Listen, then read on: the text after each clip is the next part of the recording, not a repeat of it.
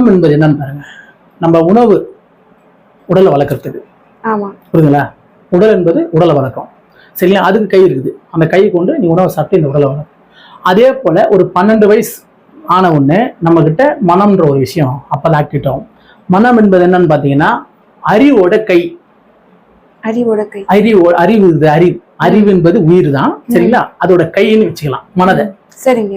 அந்த கை என்ன பண்ணும்னா இது வரைக்கும் எடுக்காத எண்ண ஆற்றலை, அந்த 12 வயசு வரைக்கும் எந்த எண்ண ஆற்றல் எடுக்காது. அம்மா அப்பா சொல்றது கேட்டு ஜாலியா வாழ்ந்துருக்கும் குழந்தையும். அந்த 12 வயசு தாண்டினோன்னு தான் 2 எண்ணமா தோணுது எனக்குன்னு சொல்லும். ஆமா. புரியுதா? ரெண்டுன்றது அதான் அதோட தன்மை. நீங்க சொல்றதெல்லாம் சேர்த்து ஒண்ணு செய்யும், உள்ள ஒரு எண்ணம் தோணும். ஆமா. அது இது வரைக்கும் நீங்க என்ன சொல்லுமோ அதை மட்டும் கேட்டு அதை மட்டும் செஞ்சுட்டு இருக்கும். அந்த 12 வயசுக்கு மேல 12 வயசுக்கு மேல பாத்தீங்கன்னா உள்ள ஒண்ணு சொல்ல ஆரம்பிக்கும், வெளியே உள்ள ஒண்ணு சொல்லல.